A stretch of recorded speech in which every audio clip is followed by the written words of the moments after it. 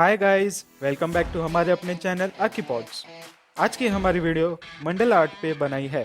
मंडला मतलब सर्कल होता है एंड हम सबको पता है सर्कल का कितना पावरफुल इंपॉर्टेंस है काउंटलेस रिलीजन्स एंड ट्रेडिशंस में, स्पेशली हिंदू एंड बुद्धिज्म। तो स्टार्ट करते हैं आज की वीडियो। सबसे पहले अपने पेपर पे एक पॉइंट डिसाइड करो और कंपास से सर्कल बना लो ऑन एनी डिस्टेंस।